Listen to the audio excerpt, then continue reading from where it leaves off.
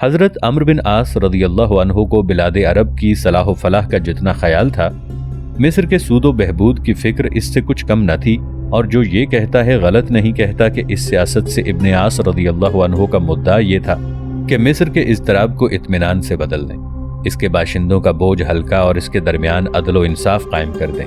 وہ اس سیاست میں عربی اور مصری دونوں قوموں کے مفاد کی بہترین توفیق اور اسلامی سلطنت کی بنیادوں کے لیے بہترین استحکام پاتے تھے۔ دیکھنے سے معلوم ہوتا ہے کہ ابن عاص رضی اللہ عنہ نے یہ پالیسی قبطی بطریق بنیامین کی اس نصیحت سے اخذ کی تھی جس کا تعلق خراج اور اس کی وصولی سے تھا، اور وہ رعایا کا بوجھ ہلکا کرنے کے لیے اس پالیسی کی آخری حدود تک چلے گئے تھے۔ یہ خراج پیداوار کی کمی بیشی کے نتیجے میں گھٹتا بڑھتا رہتا تھا، اور ہر سال قریہ و شہر کے سربراوردہ لوگوں کی ایک کمیٹی بیٹھتی تھی جو یہ طے کرتی تھی کہ اس سال حالات کے اعتبار سے کتنا خراج وصول کیا جانا چاہیے۔ اگر کسی ضلع کی آمدنی خراج کی مقررہ رقم سے بڑھ جاتی تو زائد آمدنی اسی ضلع کی ترقی اور اصلاح پر صرف کر دی جاتی تھی۔ ہر ضلع میں زمین کا ایک ٹکڑا مخصوص کیا گیا تھا جس کی آمدنی مفاد عامہ مثلاً کلیساؤں، حماموں اور سڑکوں وغیرہ کی اصلاح و مرمت کے لیے وقف تھی۔ پھر بھی جو خراج وصول ہوتا تھا وہ ان بے شمار ظالمانہ ٹیکسوں کی آمدنی سے کہیں کم تھا جو رومیوں نے دارالسلطنت کو چھوڑ کر باقی تمام ملک کے مصریوں پر لگا رکھے تھے۔ چنانچہ یہ تخفیف ایک بہت بڑا سبب تھی جس کی بنا پر تمام قبطی نئی حکومت سے مطمئن تھے اور اس کے گن گاتے تھے۔ حضرت عمرو بن عاص رضی اللہ عنہ کے قائم کیے ہوئے اس نظام سے اہل ملک جتنے خوش تھے، اہل سکندریہ اتنے ہی ناراض تھے۔ سکندر مقدونی نے جس دن یہ شہر بسایا تھا، اہل شہر کو جزیے سے مستثنی قرار دے دیا تھا، اور ان یہودیوں اور رومیوں کو جو اس کے ساتھ یہاں آ کر آباد ہو گئے تھے واجبات کے سلسلے میں ایسے امتیازی سلوک سے نوازا تھا جس نے مصر کے اصلی باشندوں سے ان کا درجہ بلند کر دیا تھا۔ بطالسہ بھی سکندر کی ہی روش پر چلتے رہے۔ اس کے بعد جب رومیوں کا دور آیا تو انہوں نے معافی کا دامن پھیلا کر حاکم قوم رومی کے تمام افراد کو اس میں سمیٹ لیا۔ یہ مرحمت صرف جزیے یا واجبات ہی تک محدود نہ تھی، بلکہ سکندریہ والوں پر بیگار اور سکندریہ کے ارد گرد کی زمینوں پر خراج بھی معاف کیا گیا تھا۔ سکندریہ کو ان مراد سے محروم کرنے کا یہ مقصد نہیں تھا کہ ٹیکسوں کی تخفیف سے جو نقصان حکومت کو پہنچا ہے اس کی تلافی کی جائے، اس لیے کہ محاصرے کے دوران میں بہت سے لوگ سکندریہ چھوڑ کر چلے گئے تھے اور اس کی وجہ سے بہت سی منڈیاں مقفل ہو گئی تھیں۔ مصر سے ٹیکس وغیرہ کے سلسلے میں کتنی رقم وصول ہوتی تھیں، مورخین کا اس میں بڑا اختلاف ہے، لیکن اس پر سب متفق ہیں کہ جتنی رقم رومی اپنے زمانہ حکومت میں وصول کرتے تھے یہ رقم اس سے بہت کم تھی۔ اس کے باوجود ابن عاص رضی اللہ عنہ نے ٹیکسوں کے بارے میں اپنی پالیسی تبدیل نہ کی اور اپنے تمام زمانہ امارت میں جسے اہل مصر اپنے لیے خیر و برکت کا زمانہ سمجھتے تھے اسی پالیسی پر عمل کرتے رہے۔ مصر کے محاصل کے سلسلے میں مورخین کا اختلاف ہے۔ علامہ بلازری کہتے ہیں کہ ابن عاص رضی اللہ عنہ مصر سے 10 لاکھ دینار بطور خراج وصول کرتے تھے، اور مقریزی کا بیان ہے کہ یہ رقم 1 کروڑ 20 لاکھ تھی۔ اس اختلاف کی تعویل میں کہا جاتا ہے کہ بعض مورخین نے صرف خراج کی آمدنی کا ذکر کیا ہے اور بعض نے صرف جزیے کی آمدنی کا۔ کچھ ایسے بھی ہیں جنہوں نے ان دونوں آمدنیوں کو ملا دیا ہے، لیکن اس اختلاف کے باوجود اس پر سب کا اتفاق ہے کہ جزیے کی درمیانی شرح 2 دینار فی کس تھی، جس میں طبقاتی فرق سے کمی بیشی ہوتی تھی۔ جن مصریوں پر جزیہ فرض کیا گیا تھا ان کی تعداد ایک روایت کے مطابق 60 لاکھ اور دوسری روایت کے مطابق 80 لاکھ تھی، لیکن مصر کے ٹیکسوں کا بار بہرحال رومیوں کے عائد کردہ ٹیکسوں کے بار سے بہت ہی کم تھا۔ حضرت عمرو بن عاص رضی اللہ عنہ کے مقرر کردہ رومی اور قبطی حکام کاروبار حکومت انہی حدود میں چلاتے رہے جو ابن عاص رضی اللہ عنہ نے قائم کر دی تھی، اور دفتری نظام حسب سابق جاری رہا۔ ابن عاص رضی اللہ عنہ اپنی سیاست کی کامیابی پر بہت مسرور تھے۔ سب سے زیادہ خوشی انہیں مصر کی زرخیزی پر تھی، جس کے دامن میں نعمتیں ہی نعمتیں اور آسائشیں ہی آسائشیں تھیں۔ ان کا وہ مشہور خط جو مصر کے بارے میں انہوں نے حضرت عمر رضی اللہ عنہ کی خدمت میں ارسال کیا تھا اس کی شہادت دیتا ہے۔ جیسا کہ آپ دیکھ چکے ہیں، حضرت عمر فاروق اعظم رضی اللہ عنہ اس بات کے خواہش مند تھے کہ ان کے اعمال اپنی اپنی عملداریوں کی ایسی واضح تصویر کھینچیں گویا وہ حضرت عمر رضی اللہ عنہ کی نگاہوں کے سامنے ہیں۔ چنانچہ جب فاروق اعظم رضی اللہ عنہ نے ابن عاص رضی اللہ عنہ سے مصر کی تفصیلات طلب کیں تو ابن عاص رضی اللہ عنہ نے جواب میں لکھا، امیر المؤمنین کا مکتوب گرامی، اللہ تعالیٰ انہیں تادیر سلامت رکھے، اور وہ ورود فرما ہوا جس میں مجھ سے مصر کے متعلق تفصیلات طلب کی گئی ہیں۔ अमीरुल मोमिनीन मिस्र एक नहायत सरखेज और सरसब्ज़ व शादाब जगह है। इसका तूल 1 महीने और अर्ज 10 महीने की मुसाफत है। इसे एक खाकी रंग के पहाड़ और एक खाकस्तरी रंग के रेगजार ने चारों तरफ से घेर रखा है। इसके वस्त में दरियाए नील बहता है जिसका खराम सेहरी मुबारक है और रवानी शब मसऊद। इसका बहाव कभी तेज होता है कभी सुस्त, जैसे आफताब व महताब की रफ्तार। मखसूस औकात में इसकी लहरें इतनी सफ़ेद और शीरीं हो जाती हैं कि दूध की धारें मालूम होने लगती हैं और मक्खियां इन पर भिनभिनाती हैं। ज़मीन के चश्मे और तेज़ रो नाले जब इसमें तुग़यानी पैदा कर देते हैं तो वो चिंगाड़ने लगता है, और जब इसकी मौजें बुलंद होकर किनारों को फांद जाती हैं तो छोटी छोटी कश्तियों और हल्की हल्की डोंगियों के सिवा एक जगह से दूसरी जगह जाना गैर मुमकिन हो जाता है। और वो कश्तियाँ ऐसा मालूम होता है जैसे बादलों में, जिन्हें ढलते दिन की चांदनी कहिए, तैर रही है। जब इसकी तुग़यानी शबाब को पहुंच जाती है तो वो जिस चट्टान से चढ़ा था इसी शान से उल्टे पांव उतर जाता है। उस वक्त लोग निकलते हैं, ज़मीन गोद कर इसमें दाना डालते हैं और परवरदिगार से इसके फलने फूलने के उम्मीदवार होते हैं। जो लोग मेहनत नहीं करते वो भी बगैर किसी जिद्दोजहद के इससे फल खाते हैं। जब दाना फूटता है तो नमी इसे पानी पिलाती और ज़मीन इसे ग़िज़ा बहम पहुँचाती है। और उस वक्त या अमीरुल मोमिनीन, मिस्र की ज़मीन रंग बरंग के चोले बदलती है। अभी चमकता मोती है तो अभी अंबर शहाब, अभी ज़मुर्रद सब्ज़ है तो अभी गंदमी चेहरा। पाक है वो खालिक कायनात जिसने मिस्र को इन नेमतों से नवाजा और रौनक व आबादी से इम्तियाज़ बख्शा। अलबत्ता यहाँ किसी बड़े आदमी के मुताल्लिक मामूली आदमी की बात नहीं मानी जाती और यहाँ का खराज वक्त मुअय्यना से पहले वसूल नहीं हो सकता। फिर भी ये ज़रूरी है कि यहाँ की आमदनी का तिहाई हिस्सा नहरों और पुलों के काम में सर्फ होता रहे। जब यहाँ के हालात इस्तेहकाम पजीर हो जाएंगे तो आमदनी बढ़ जाएगी। आगाज़ो अंजाम में खुदाए बुजुर्गो बरतर ही तौफीक अता करने वाला है।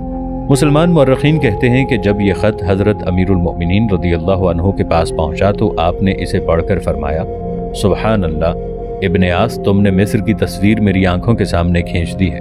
बाज़ नक़ाद इसे इब्ने आस रज़ियल्लाहु अन्हु का ख़त तस्लीम नहीं करते। ख़ास तौर पर नक़ाद अदब को इसकी सेहत से क़तई इनकार है। उन लोगों का कहना है कि इस ख़त के उसलूब और अदबी महासिन से सदर अतबल के मुसलमान बिल्कुल नाआशना थे। और हज़रत अम्र बिन आस रज़ियल्लाहु अन्हु के जो दूसरे खतूत हम तक पहुँचे हैं उनका तर्ज तहरीर इस ख़त से मुख्तलिफ है। और सच भी यही है कि इनकी ये दलील बड़ा वज़न रखती है। शायद आप भी जब इस बाब के बाकी हिस्से में वो खतूत पढ़ेंगे जो ख़ास तौर पर जिज़िये और खिराज के सिलसिले में हज़रत उमर फ़ारूक रज़ियल्लाहु अन्हु और इब्ने आस रज़ियल्लाहु अन्हु ने एक दूसरे को लिखे थे, तो उन लोगों के हमनवा हो जाएंगे। फिर भी इस दलील से ये तो साबित हो जाता है कि इस ख़त के अल्फाज इब्ने आस रज़ियल्लाहु अन्हु के नहीं हैं, मगर ये साबित नहीं होता कि उन्होंने मिस्र के मुतालिक हज़रत उमर रज़ियल्लाहु अन्हु को सिरे से कोई ख़त ही नहीं लिखा। इसलिए कि हज़रत उमर रज़ियल्लाहु अन्हु को मिस्र के हालात से वाक़फ़ियत बहम पहुँचाने की भी इतनी ही बेचैनी थी जितनी बेचैनी उन्हें कादिसिया और इराक़ के हालात से बाखबर होने की थी। बड़ी हद तक हमारा ख्याल है कि इब्ने आस रज़ियल्लाहु अन्हु ने यह ख़त अपने उसलूब में लिखा होगा और इसमें मिस्र के हालात इंतहाई तफसील से बयान किए होंगे। बाद को ये ख़त मुताख़रीन में से किसी अदीब के हाथ लग गया और उसने इसे इस उसलूब में ढाल दिया जो मुअर्रिख़ीन ने अपनी किताबों में और हमने यहाँ दर्ज किया है। अगर ये ख्याल सही है तो हमें यकीन कर लेना चाहिए कि इस गुलकार अदीब ने पहले इब्ने आस रज़ियल्लाहु अन्हु के ख़त का मफ़हूम अच्छी तरह ज़हन नशीन किया, फिर इसे अपने ज़माने की ज़बान में लिखकर अदबी महासिन से सजा दिया। इस तरह इब्ने आस रज़ियल्लाहु अन्हु का असल ख़त तो लोगों के जहनों से फरामोश हो गया और मर्रख के कलम तक न पहुँच सका, लेकिन ये मसनूई ख़त बाकी रह गया। यहाँ तक कि अब हम ये फ़ैसला भी नहीं कर सकते कि इस ख़त के कौन कौन से फ़िक्रे इब्ने आस रज़ियल्लाहु अन्हु के हो सकते हैं और कौन कौन से फ़िक्रे उस अदीब की तरफ मंसूब किए जाने चाहिए जिसने इसे कई सदियों बाद इसमें इंशा परदाजी के गुल बूटे खिलाए। नाज़रीन, आगे बढ़ने से पहले कमेंट सेक्शन में हमें अपनी आरा से जरूर आगाह कीजिएगा कि आपको हमारी ये सीरीज कैसी लग रही है। आइंदा आने वाली इक़्साद से बाखबर रहने के लिए हमारे चैनल को सब्सक्राइब कर लें और साथ मौजूद बेल आइकॉन को जरूर क्लिक कर लें। शुक्रिया। जब हम मिस्र से मुतालिक हज़रत अम्र बिन आस रज़ियल्लाहु अन्हु के इस इल्हाक़ की ख़त की नफ़ी कर रहे हैं तो क्यों ना लगे हाथ इस क़िस्से की भी हकीकत वाज़े कर दें जो सर तसर किसी अफसाना साज जहन की अख्तरा है और जिसमें वाक़ियत का शायबा तक नहीं है। ये उरूस नील की कहानी है जिसके सिलसिले में बयान किया जाता है कि जब हज़रत अम्र बिन आस रज़ियल्लाहु अन्हु मिस्र के वाली मुकर्रर हुए तो सरबर आवरदा क़िब्तियों का एक वफ़द उनके पास आया और कहने लगा हमारे नील का एक मामूलो दस्तूर है जिसके बगैर इसमें रवानी पैदा नहीं होती। इब्ने आस रदियल्लाहु अन्हु ने पूछा, वो क्या? बोले, इस महीने की 12वीं तारीख को हम एक दोशीज़ा का इंतखाब करते हैं और उसके माँ बाप को रजामंद करके उसे बेहतर से बेहतर लिबास और कीमती से कीमती जेवर पहनाते हैं। इसके बाद इस दोशीज़ा को नील में डाल देते हैं और वो बहने लगता है। इब्ने आस रदियल्लाहु अन्हु ने उन लोगों से कहा, ये चीज़ इस्लाम में नहीं है और इस्लाम पहले की तमाम रस्मों को कलअदम करार देता है। वो लोग उठ खड़े हुए और सब ने यकज़बान होकर इस इरादे का इजहार किया कि अगर नील में थोड़ी बहुत भी रवानी पैदा ना हुई तो वो तर्के वतन को तरजीह देंगे। ये देखकर इब्ने आस रदियल्लाहु अन्हु ने बारगाह खिलाफत में ख़त लिखा, जिसके जवाब में हज़रत उमर रदियल्लाहु अन्हु ने तहरीर फरमाया, तुमने ठीक कहा कि इस्लाम पहले की तमाम रस्मों को कलअदम करार देता है। हम तुम्हें एक पुर्जा भेज रहे हैं, जब मेरा ये ख़त पहुँचे तो इस पुर्जे को नील में डाल देना। इब्ने आस रदियल्लाहु अन्हु को ये मुरासला मिला तो उन्होंने इस पुर्जे को खोल कर पढ़ा। इसमें लिखा था, अल्लाह के बंदे अमीरुल मोमिनीन उमर रदियल्लाहु अन्हु की तरफ से मिस्र के दरियाए नील के नाम। अम्मा बाद, अगर तू अपनी मर्जी से बहता है तो ना बह, लेकिन अगर तुझ में रवानी पैदा करने वाला अल्लाह ताला वाहिद व क़हार है तो हम अल्लाह ताला वाहिद व क़हार से इल्तिजा करते हैं कि वो तुझ में रवानी पैदा कर दे। इब्ने आस रदियल्लाहु अन्हु ने उन लोगों को हज़रत उमर रदियल्लाहु अन्हु के मुरासले और पुर्जे के मजमून से आगाह किया और ईद सलीब से एक दिन पहले पुर्जे को दरियाए नील में डाल दिया। अहले मिस्र इस मुल्क से निकल जाने का तहैया कर चुके थे क्योंकि नील के बगैर उनका वहाँ रहना बेसूद था, लेकिन जब वो ईद सलीब की सुबह सोकर उठे तो रात ही रात में दरिया का पाट 16 हाथ हो गया था और इस तरह ये कबीह रस्म मिस्र से मिट गई। ये है उरूस नील की रिवायत जो मुसलमान मौरखीन ने लिखी है। ये इबारत हमने इब्न तगरी बर्दी की अन्नजुमुज़ ज़हरा से नकल की है। बटलर मसीही अहद में इस किस्से की नफ़ी करते हुए लिखता है कि ऐसा मालूम होता है कि तारीख़ में इस किस्से की असल व हकीकत है। जनूबी सूडान के बईद तरीन इलाकों में वाकई ये रस्म थी कि वहशी कबाइल एक दोशीज़ा को उरूसी लिबास पहनाकर दरिया में फेंक दिया करते थे। जब मुसलमानों ने नौबा फतह किया है, गालिबन इसके गैर मुतमद्दन गोशों में भी ये रस्म जारी थी और शायद फ़राइना मिस्र के अहद में भी दोशीज़ा को दरिया में फेंकने का रिवाज था।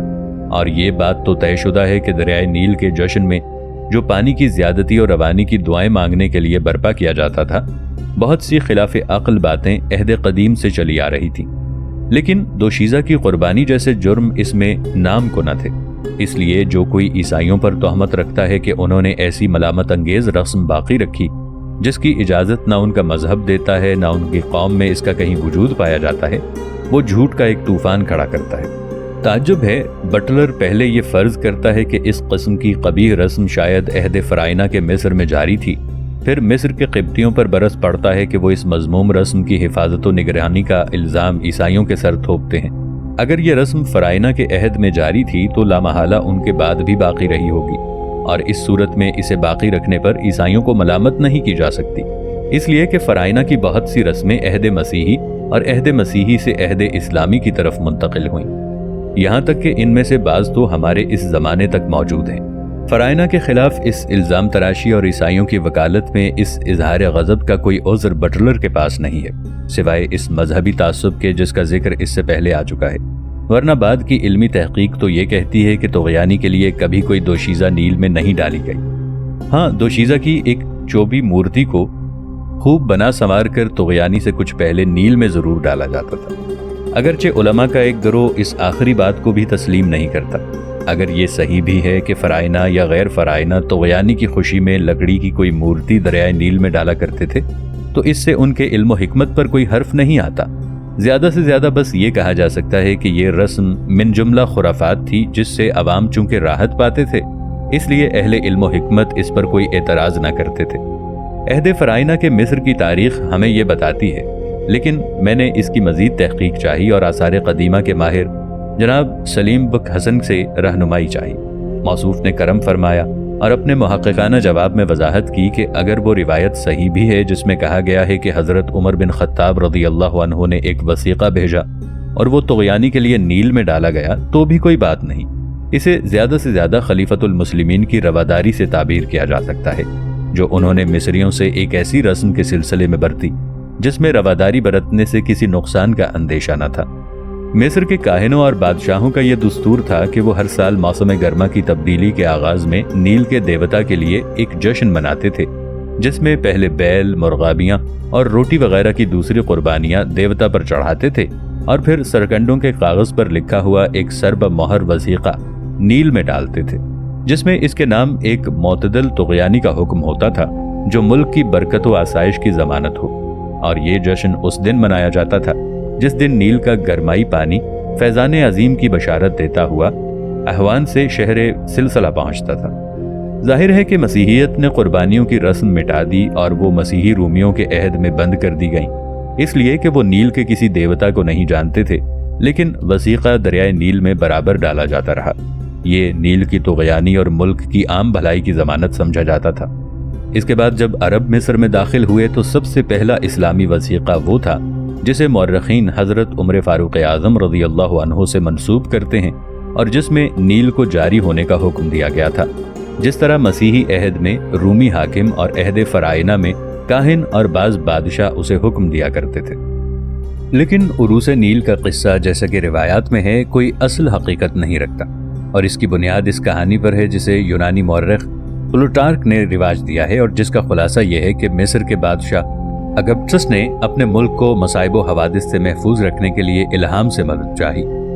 इशारा हुआ कि नील को अपनी बेटी की भेंट दे, चुनाचे उसने अपनी बेटी को नील में फेंकवा दिया। लेकिन बात को जब उसकी याद ने बहुत बेचैन किया तो खुद भी नील में कूदकर बेटी की तरह हलाक हो गया। यह है वो मन घड़त किस्सा जिसे प्लूटार्क के बाद यूनानी और लातीनी मुसन्निफों ने फैलाया, लेकिन जिसका मिस्री किताबों में कहीं जिक्र नहीं है। इसके बावजूद यही इस सुमियाती कहानी का सरचश्मा है जो लोगों में सदियों शाये और जराए रही है।